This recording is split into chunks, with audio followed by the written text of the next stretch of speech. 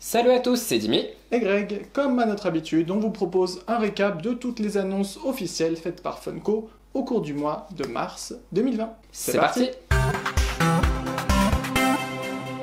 On débute ces annonces de Funko avec la convention WonderCon qui a eu lieu pendant le mois de mars. Dû au confinement aussi aux États-Unis, cette convention a été que sur internet, une convention virtuelle, et on pouvait y retrouver différents produits Funko pour cet événement.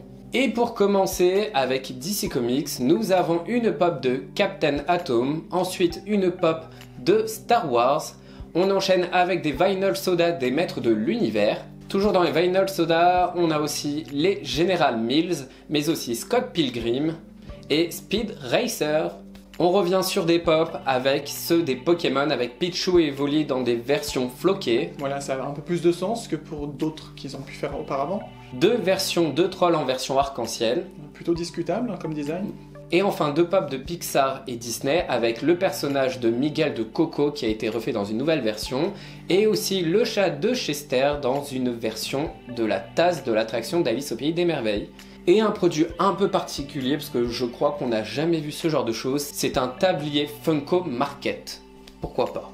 Là, on part sur des annonces plus classiques qui sont hors cette convention particulière. Et vous allez voir tout au long de la vidéo qu'il y a pas mal d'annonces qui peut-être vont vous rappeler quelque chose parce qu'il y en a certaines dont on a déjà parlé dans les vidéos Toy Fair notamment. Donc voilà, c'est un peu des redites. Mais là, c'est des annonces vraiment officielles avec les designs officiels. On n'est plus trop sur des croquis, etc. comme il y a souvent dans les Toy Fair.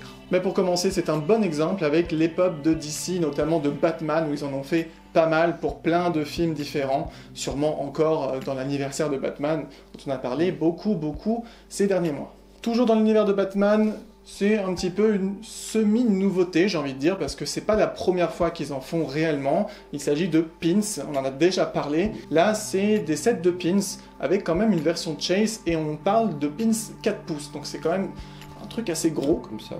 Et vous allez voir tout au long de la vidéo, il y en a pas mal sur des univers différents. Donc là, par exemple, vous avez sur Batman. Et pour Marvel, là, du coup, ce sont des personnages issus de l'univers des Avengers. Du côté des films, quelques annonces également, avec une pop du film Billy Madison, un set de pop du film Ça chauffe au lycée Richmond. Je sais pas pourquoi ça me fait penser à de la raclette. Ah non, c'est Richmond. Richemont. Bref. Une pop aussi de Happy Gilmore.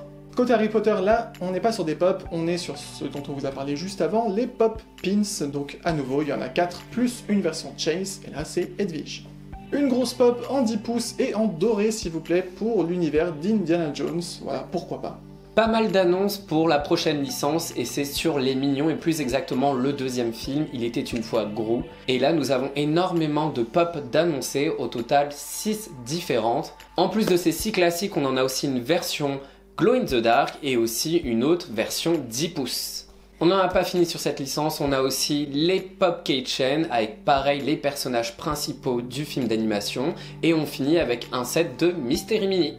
Encore une suite de films d'animation, et c'est Les Trolls 2 tournée mondiale, et là pas mal de pop aussi d'annoncer avec une version Chase aussi. On finit les films avec forcément du Star Wars car on en a quasiment tous les mois. On est encore une fois sur des pop pins et là nous avons 4 différents, dont une qui existe aussi en version Chase. Et on termine sur cette licence avec la créature Wampa tirée d'un des films Star Wars. Si vous vous souvenez, ça ressemble un petit peu à un genre de Yeti tout poilu.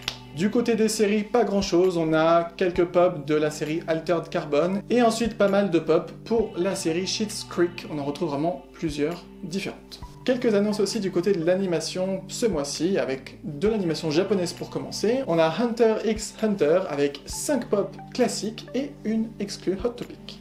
Et on retrouve également 5 pop de la licence Soul Eater. Et hors animation japonaise, mais on en avait déjà parlé dans une ancienne vidéo, c'est des pop de la légende de Korra. On passe aux marques avec d'abord la pop de Cap'n Crunch dans une version cette fois-ci 10 pouces. Nous avons aussi la mascotte de Pillsbury mais cette fois-ci dans une version spéciale pack. Et la mascotte des bonbons Warheads. Et ces 3 pop que je viens de vous citer sont des exclusivités Funko Shop. Pour ce qui est de la musique, on commence avec la pop de Lil Wayne, les pop du duo Salt and Peppa, une pop de Shawn Mendes, et on finit avec les 3 pop des ZZ Top. Et il y en a 2 qui sont floqués, je me demande si c'est juste la guitare, ou une genre de moumoute, ou si c'est leur barbe aussi. Je pense que c'est la barbe. Ah, je sais pas, ça m'intrigue. Pour la partie sport, il n'y a pas grand chose, il y a on va dire une seule annonce, et c'est sur la WWE, tout ce qui est catch, avec déjà 2 pops d'annoncés, mais nous avons aussi plusieurs goodies, plus ou moins à l'effigie de ces 2 pops, et tout ceci est une exclusivité Walmart. Pour tout ce qui est licence originale Funko, ils ont fait comme l'an dernier un petit concours de design. Le gagnant a vu vraiment son design adapté en Funko Pop, et là c'est une espèce de Frankenstein zombie patchwork coloré. C'est ça, ouais. Il y en a de plus en plus et c'est plutôt sympa, enfin en tout cas c'est notre avis, c'est les mythes et légendes, et là on retrouve le Cyclope, je le trouve vraiment cool avec sa grosse massue. De toute façon, tous ceux de cette série sont vraiment très très beaux.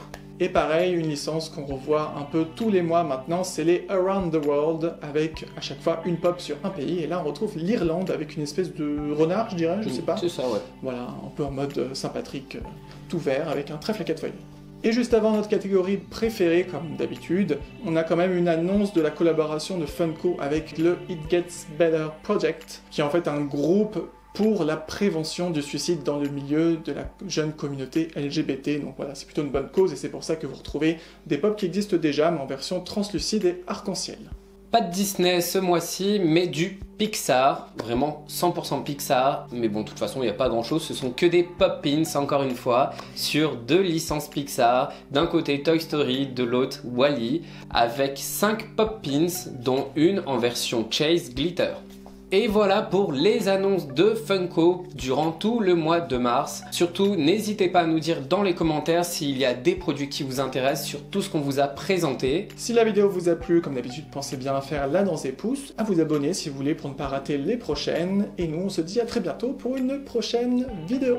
Bye bye! Ciao!